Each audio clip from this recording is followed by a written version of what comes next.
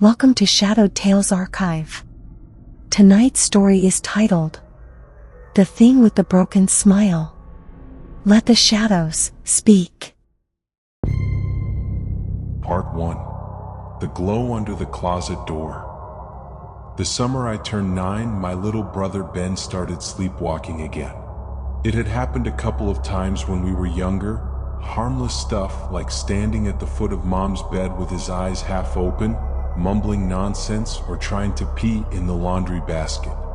That's when Dad installed the child-proof knob on our bedroom door. But this time something felt different. Ben didn't just walk. He wandered. He followed something. Our bedroom was the second one on the left at the end of the hallway. Across from us was a linen closet, and next to that, the bathroom. Our door stuck when you opened it too fast, so we had to ease it open with both hands. That night, I woke up to the sound of rustling sheets and bare feet padding across the wooden floor. I thought it was a dream at first, the way the light from our dinosaur night lamp spun slow green shadows across the ceiling. But then I saw it. Ben standing completely still in front of the closet, facing it. The closet light was off, but something was glowing faintly under the door. Just a soft white halo like a flashlight behind frosted glass. Ben? I whispered. He didn't move. I sat up. The air in the room felt heavier than usual, like we were under a thick blanket. The dinosaurs on the ceiling didn't look like dinosaurs anymore. Their snouts and tails had turned into mouths and claws. I swung my legs over the side of the bunk bed and called out again. Ben, what are you doing? He turned around slowly, eyes half-lidded, like he was still asleep. They're calling, he said. I didn't sleep much after that. Dad brushed it off the next morning as just another twin thing and tightened the child lock. Ben didn't remember anything, of course, but when I asked him about the light under the closet door, he froze for a second. Then he said something weird. They don't like the dark. They stay when it's bright. I didn't know what that meant, but I did know this. Something had changed in our room, and I started sleeping with the flashlight under my pillow again. A few nights later, it got worse. I woke up to that same pressure in the air, that same glow under the closet, but this time Ben was gone. I checked the lower bunk, the toy chest, even under the bed. Nothing. I stepped down, flashlight in hand, heart already hammering. I didn't like leaving the bed at night. Not because of monsters, but because of the hallway. There was something about that hallway that made my skin crawl. Maybe it was the way the shadows never fully moved, even when you turned the lights on. Or how sometimes, in the dead quiet, it sounded like something was breathing out there. I cracked open the door. Pitch black. No night light in the hallway. No light from the moon through the bathroom window. Just thick, absolute dark.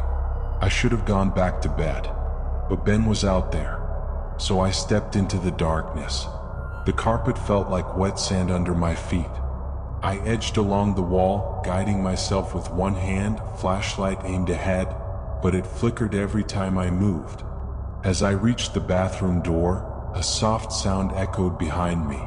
A sirararke, like fingernails dragging along a chalkboard. I spun around. Flashlight beam caught nothing but the texture of the hallway wallpaper. Then came the whisper. Not loud, not angry, just wrong. Come closer. I bolted for the bathroom, slammed the door shut, and turned on the light. The silence was louder than the whisper. I checked behind the shower curtain, in the linen cabinet, under the sink. Nothing. Then I heard the click. A small, hollow sound. It came from down the hall, from our bedroom. I cracked the bathroom door and peered out. This time, the flashlight didn't flicker. The hallway was dead still. As I moved toward the bedroom, I saw it, the soft white glow again, slipping through the bottom of the closet door. And standing in front of it was Ben. His arms hung limp by his sides, head tilted slightly to the left. I should have felt relief. But something was off. He wasn't breathing. Ben? I called, heart thudding. He turned around. His eyes were wide open, but they weren't focused. His pupils were tiny pinpricks floating in a sea of white. Then he smiled. Except he didn't. His mouth didn't move. The smile was wrong. As if something behind his face had pulled the skin too tight, stretching the lips into a crooked, jagged grin. I dropped the flashlight. Ben collapsed like a puppet with cut strings.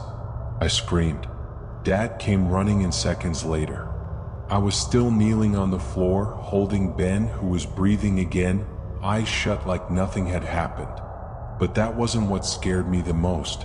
What scared me most was the closet door. It was wide open, and the pull cord for the light was still swinging. Part 2. Don't look inside. Ben didn't talk much the next day.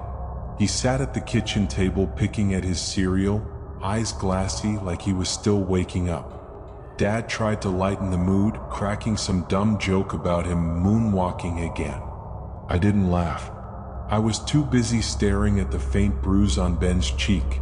Just beneath his right eye, a shadow of a fingerprint. He hadn't hit anything. He hadn't fallen.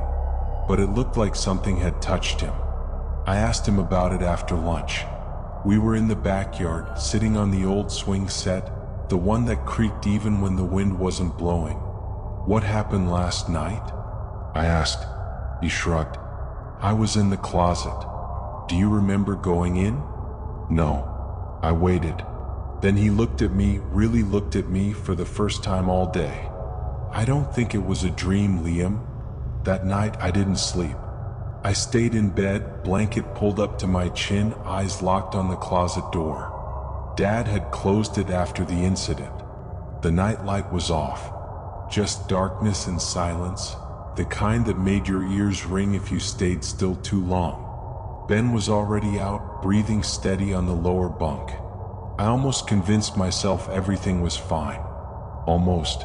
Until the scratching started again. It was faint at first. Just a dry, rasping sound like someone dragging a wire across the wood inside the closet. Then it came again. Louder.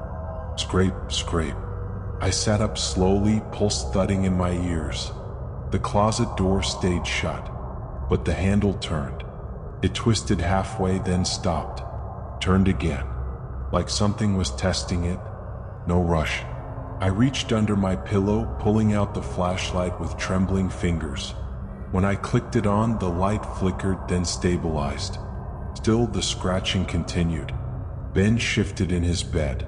He was mumbling in his sleep. No, don't open it, don't. Then his voice changed. It wasn't his voice anymore. The thing that spoke through Ben whispered like dead leaves in the wind. She already sees us. I froze. The closet knob stopped turning. Something behind that door knew I was awake. I didn't scream, didn't run. I just sat there, trying not to breathe, trying not to think. Eventually the sound stopped. The room fell into that awful, thick silence again. And then, just before I passed out from sheer exhaustion, I saw it. A glow. Not under the closet door this time, but from inside the slats. Two soft, pulsing white eyes, watching me. Morning came like a mercy. Ben looked fine. Better, even. He cracked a joke over breakfast, asked Dad if we could go get ice cream. For a second, I thought I'd imagined everything.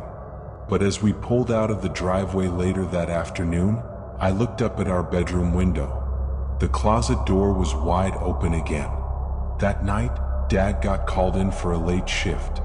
He worked maintenance for the county, fixing busted power lines and water mains. I didn't want to be home alone with Ben, but it wasn't like I could say that out loud. So we camped in the living room with sleeping bags and popcorn, watching some cartoon that used to be funny but now felt way too loud. I kept looking at the hallway. Do you remember what it looked like? I finally asked. Ben blinked at me. What? In the closet. Did you see anything? He looked at the TV for a long moment. Then he said, I don't think it has a face. That shut me up. Later, long after the credits rolled and Ben had dozed off beside me, I heard something creak upstairs. Just once, like the closet door. I told myself not to go. I told myself I was safe down here. But the flashlight was already in my hand. The stairs moaned under my feet as I climbed. The hallway upstairs smelled wrong. Like dust and mold, but sweet somehow. Like overripe fruit left in a box too long. The door to our room was open. The closet was too. Inside, the light was on. I stepped closer, gripping the flashlight so tight it hurt. The closet was empty. Just our hanging clothes, a box of old board games, a plastic crate of shoes. The light above flickered, and then I saw it. On the inside of the closet door, scratched into the wood at kid height, Liam, and beneath it in smaller letters, "Don't look inside." Part 3. She still sings in the closet. The name carved inside the door didn't disappear in the daylight. Dad saw it the next morning when I told him something had been scratching around in there. He crouched down, stared at the letters, ran his fingers across them like they might vanish if he rubbed hard enough. But they didn't. Just 5 shaky capital letters. Liam. Dad didn't say much after that. He took a screwdriver from the garage and yanked the whole closet door off the hinges, set it against the wall, and told us we'd be sleeping in his room for a while. Ben didn't complain. Neither did I. That was the first time I noticed the photo was missing from the hallway wall. The one of Mom. "Where's the picture?" I asked. Dad didn't answer right away. He just stared at the blank space like he couldn't remember what had been there either. Finally, he said, "It must have fallen." But the frame hadn't fallen. There were no shards of glass, no marks on the floor. Just 4 clean, empty pushpins in the wall where the photo used to be. That night, Dad took sleeping pills and was out cold by 9. I lay on the carpet next to Ben's sleeping bag, listening to the soft creak of the house settling. Except it wasn't just creaking. It was singing. A faint, warbled lullaby from upstairs. No instruments, just a woman's voice. It wasn't loud. Not enough to wake someone, but it wanted me to hear it. I looked over at Ben. His eyes were wide open, not panicked, not scared, just blank. "She still sings sometimes," he whispered, "when she wants someone to come back." "Who does?" I asked. Ben didn't blink. "Mom?" My skin turned to ice. "Mom died 3 years ago. Cancer. There was a funeral, a closed casket. We saw her lowered into the ground. She didn't sing, and she didn't come from the closet. I stayed awake until morning.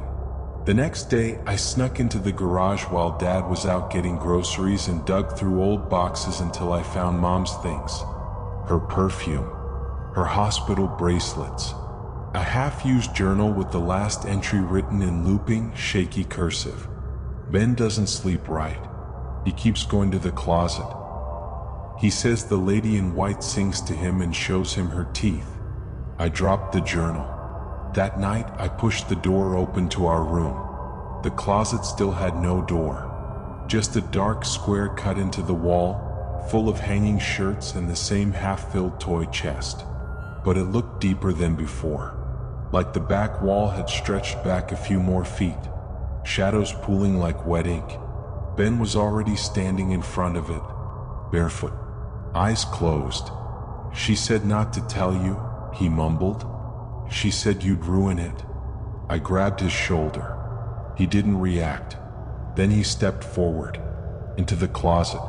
It swallowed him. No noise, no resistance. One moment he was there, the next he vanished into the darkness. I didn't think. I followed. The air inside the closet was cold and heavy, like water without the wet. I couldn't see the back wall anymore. Just black. I took one more step. Then I saw her. She didn't look like Mom. Not really. She had Mom's hair. Her nightgown. The necklace we buried her with. but her face was wrong. The mouth too wide. The lips split in places like a mask stretched too tight. Her teeth weren't human. They were flat and small, and too many of them rose and rose like a fish. She smiled, and the closet slammed shut. Part 4. The Hollow Room. I thought I was falling, but the floor beneath my feet never dropped. The air just thickened until it felt like I was walking through syrup. The darkness had weight. It pushed into my ears, under my skin, like it was trying to replace something inside me. Then I stepped through. It wasn't the closet anymore. I was standing in a long, narrow hallway made of splintered wood. The walls leaned inward, pressing too close, bending like ribs. There were no light sources, yet everything shimmered like the air itself was glowing, soft and sickly like spoiled milk. Ahead of me was a door. Behind me, nothing. Only darkness and breathing. I heard my name, whispered, from the cracks in the walls, from the splintered ceiling. Sometimes a child's voice, sometimes my mother's, sometimes something else. Liam, open the door. So I did. The room on the other side was empty. A single light bulb hung from the ceiling by a knotted black cord, swaying in still air. Ben stood in the middle of the room, facing the far wall. His back was stiff. He didn't turn when I stepped inside. "Ben," I said. My voice came out too quiet, like the room swallowed it. He didn't move. I took a step closer. There were drawings all over the walls, hundreds of them. Crayon and pencil, scribbled onto old yellowed paper and tacked with rusted nails. Some were stick figures. Some were eyes. Some were just rows and rows of sharp, uneven teeth. In the center of one sheet was a scribbled house with a black scribble at the top window. A face behind glass. Wide eyes. Crooked smile. Ben pointed at it. "She lives upstairs now." I grabbed his arm. "Ben, we're going. Now." He didn't resist, but his face was pale, eyes unfocused. His voice came low. "She says you don't belong here." "Neither do you." He looked at me. "She wants you to stay." The light bulb above us flickered, and then I heard it. Footsteps. Slow. Measured. Bare feet against wooden floor. From the hallway behind us. Something was coming. We ran. Back through the door, through the warped hallway. But it wasn't the same anymore. The walls had twisted. Now they were pulsing, breathing with a faint wet sound like lungs filled with sludge.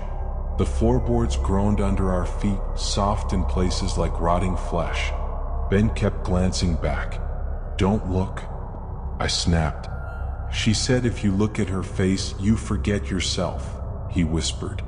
We made it to the end. Except the closet door wasn't there anymore. Just a wall. And on it, carved in black-red slashes, "Liam stays." Ben goes. I pounded the wall with my fists. The breathing behind us grew louder. Then silence. Ben stepped forward. "I'll trade places," he said. "What?" "No, Ben, what are you?" "She likes twins," he whispered, "but only one at a time." He reached up and pressed his palm against the carvings on the wall. It opened. A vertical seam split in the wood, light flooding through. I grabbed his hand and yanked him back before he could go through. "We're not trading," I said. "We both go." Something screamed behind us. Not like a person. Like wood shrieking under a saw blade. Like something ancient and furious. The hallway shook. Ben clutched my hand tighter, and we jumped through the light. We landed hard on the bedroom floor. Dad burst in a second later, eyes wild, face pale. He shouted our names, but we couldn't answer. The closet was closed. The door was back on the hinges, and it was locked from the inside. That night I didn't sleep. Neither did Ben. We lay in the same bed, staring at the ceiling, listening. There was no breathing, no scratching, But around 2:13 a.m., the closet light flicked on by itself, and the air began to hum. Part 5. Her smile in the mirror. Dad thought we had a nightmare. We told him the closet door locked us in, that it was cold, that the light came on by itself. He didn't ask for more. Didn't ask how we got bruises on our arms. Didn't ask how Ben's socks were missing, or why both of us screamed when he tried to turn the closet knob again. He just nailed it shut. We didn't go to school that week. Dad told the office we had the flu. He stayed home with us, but mostly kept to himself, watching old war documentaries, fixing things that didn't need fixing. Ben stayed in bed most days. He talked less. Sometimes I'd catch him just watching the wall, the one that backed the closet, like he was listening. 3 nights later, I had the dream. I was standing in our room staring at the closet, but the closet was gone. Instead, there was a mirror, tall and old and framed in rusted bronze. And in the reflection I saw myself. But I wasn't alone. Behind me stood my mother. Her head was tilted too far to the left, like her neck was broken. Her arms hung like empty sleeves. And that mouth, that crooked, horrible smile stretched ear to ear, as if her face had been unzipped. I turned around. No one there. But in the mirror, she whispered, "He was supposed to stay." Then I woke up. My sheets were soaked in sweat. And there, on the bedroom wall, drawn in red crayon I hadn't touched in years, was a single word: "Stay." I ripped it down, stuffed it under my mattress. Didn't tell Dad. Didn't tell Ben. The next morning, Ben finally spoke. We were sitting on the porch watching a storm roll in. The sky was green, the wind sharp. "She's not gone," he said.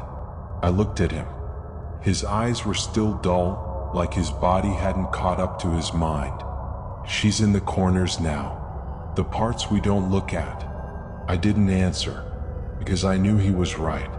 That night, I passed a mirror in the hallway. For a split second, I saw something wrong. Not a full figure. Not her. Just teeth, pressed behind the glass, waiting. I stopped brushing my teeth in the bathroom mirror after that. I used the hallway window's reflection instead. Ben did too. Even Dad noticed. "You two are acting weird," he said. Then added under his breath, "Just like she used to." That scared me more than anything. The idea that Mom had seen something before she died. That her illness wasn't entirely physical. That she'd started walking into closets and whispering to walls before she lost her hair. Had she met the thing? Had it wanted her first? Or had it come back through her? Ben started drawing again. Not dinosaurs or rocket ships like before. Now it was eyes. Hundreds of them. All scribbled in frantic circles. Some bleeding. Some watching. And always somewhere on the page a smile. Wide and broken. He wouldn't say why he drew them. But one day I asked him what would happen if we stopped paying attention to it. He said, "It finds a way to make you look." That night the power went out. The whole house sank into quiet. No TV. No fan hum. Just the creak of the wood and the wind outside, and somewhere, faintly, soft footsteps upstairs. Dad was asleep. Ben was next to me on the floor. But someone was walking. Then came the tap. Not on the window. On the mirror. I turned my head. Just once. And in the flash of lightning, I saw her again. But this time she wasn't behind me. She was looking out from inside me. Part 6. What the Walls Remember. Dad started locking his bedroom door at night. Said he needed privacy. Said we were old enough not to come in crying over nightmares. But he wasn't sleeping. I heard him pacing behind that door. He talked to himself. Sometimes just whispers. Sometimes full sentences like he was arguing with someone we couldn't hear. The third night he did it, I caught him standing in front of the hallway mirror. It was nearly midnight. The lights were all off. He was mumbling at his reflection, forehead pressed to the glass. I stepped out of my room and called to him. "Dad." He didn't answer, didn't even turn, just stayed there breathing. Then very softly he said, "She said it should have been you." The next morning he didn't remember any of it. Said I must have dreamed it, but I hadn't. And I knew it wasn't the first time something whispered that phrase to me. She had said it too, inside the closet. "It should have been you." Ben was getting worse. Not in the usual way. He didn't seem sick or tired or even scared anymore. Just blank. He would sit at the kitchen table, staring at the toaster like it might speak. He hummed things, old lullabies. One's mom used to sing before the chemo took her voice. And once, just once, I caught him whispering to the wall again. I leaned closer and heard what he said. "He doesn't remember you, but I do." I confronted him that night. "What are you talking about?" I asked. Ben didn't look at me. "I don't think I'm supposed to be here," he said. My stomach tightened. "Why would you say that?" "Because she keeps saying I stayed too long." He finally turned to me and there was something in his eyes that wasn't my brother. "She says it's your turn now." Later I found one of his drawings under the bed. It wasn't eyes this time.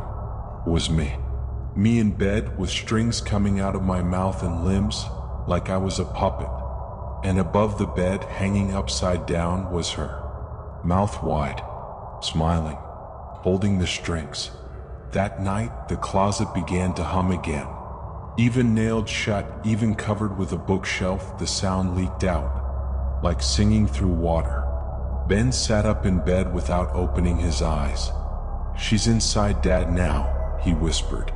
I didn't sleep. The next day, Dad didn't come downstairs. I knocked.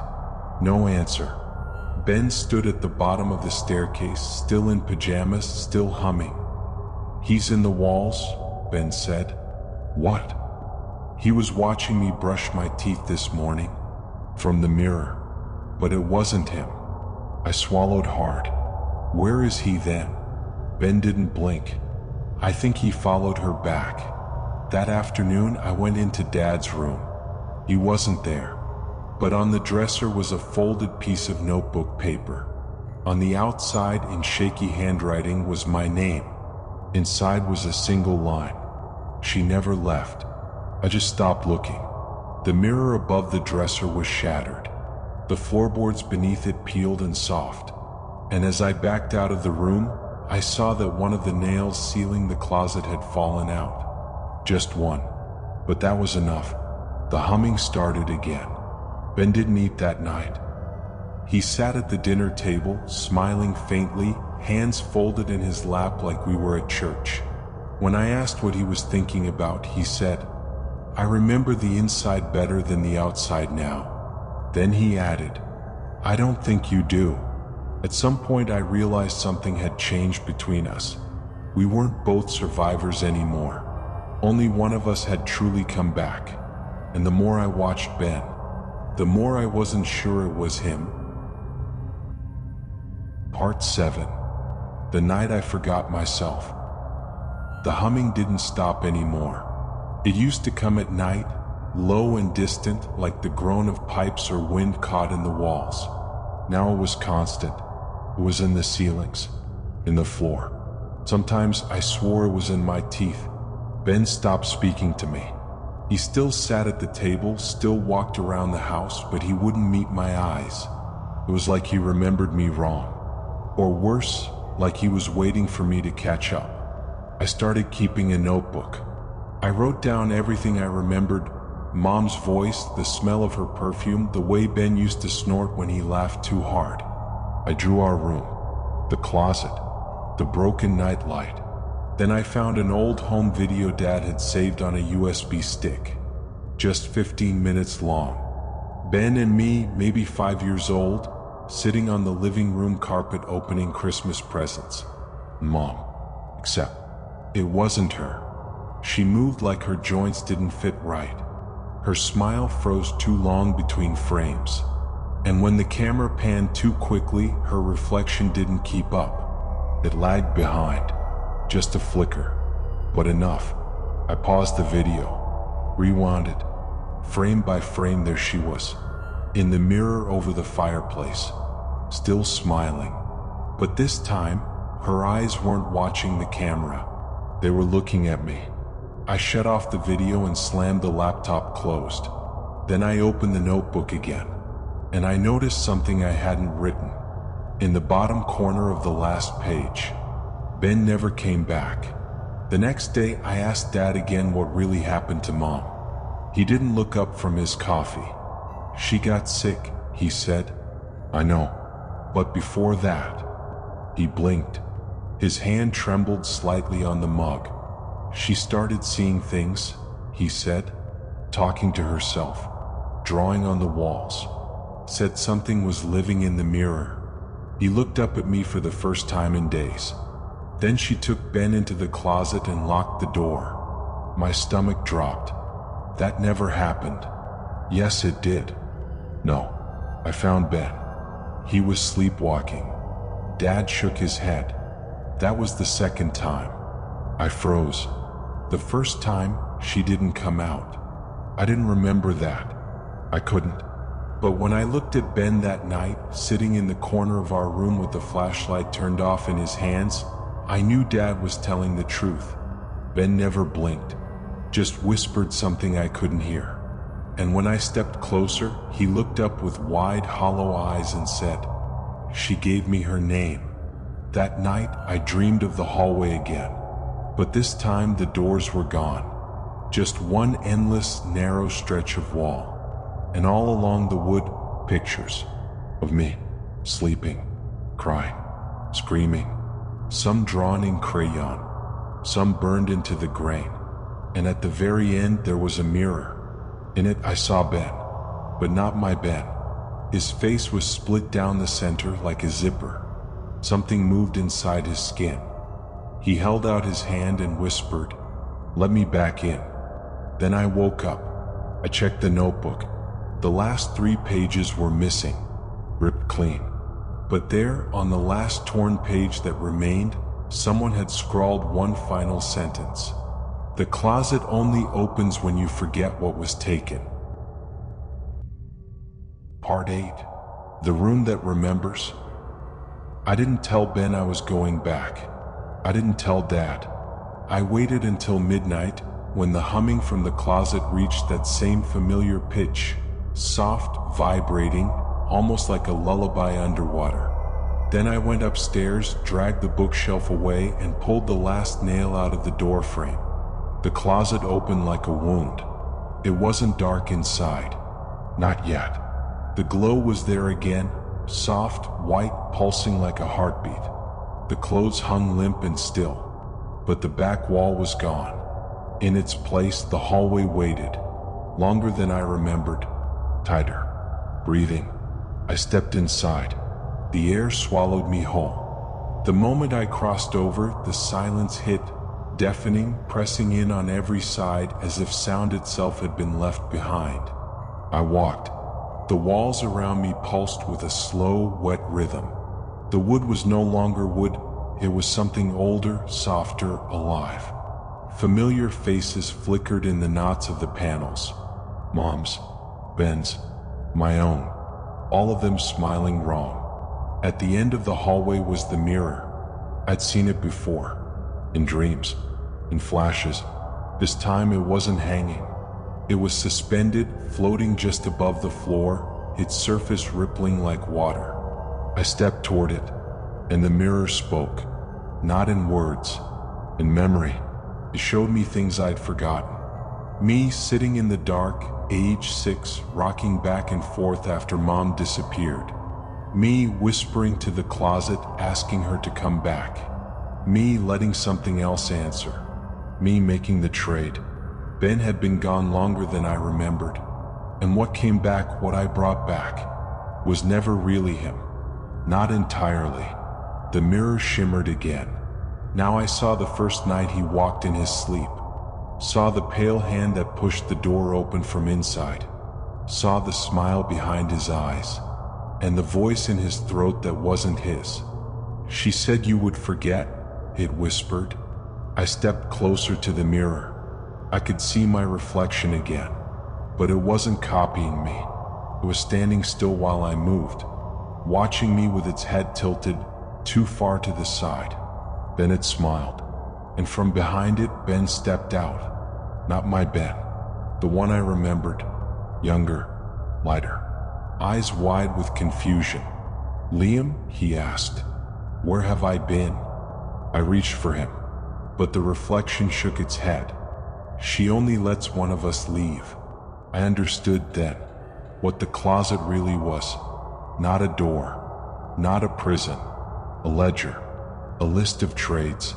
You give something, you get something. The rest, it keeps. The Liam in the mirror reached toward me, placing its hand flat against the glass. Ben stared at me, tears in his eyes. "I don't want to go back," he whispered. I smiled at him, my first real smile in months. "You won't." Then I turned to the mirror and stepped through. The last thing I felt was cold, like water that didn't want you to float, like memory pulling you under. They found Ben the next morning, curled up in the hallway closet, alive, crying, saying my name over and over. Dad pulled him out and held him for what felt like hours. He never asked what happened to me. Maybe he already knew. Maybe he had forgotten. Ben doesn't sleepwalk anymore, but sometimes he talks to the mirror, says he can still hear humming at night, says I visit him in his dreams. And every so often the closet light flickers, even though there's no bulb, even though there's no power, even though it's always kept shut, except sometimes he forgets to lock it. And that was tonight's tale from the Shadowed Tales archive. If it left a mark on your mind, if the silence feels heavier now, then the story did what it was meant to do. Don't forget to like, subscribe, and share the darkness. New stories are always on their way. Until then, keep the lights low and the doors locked.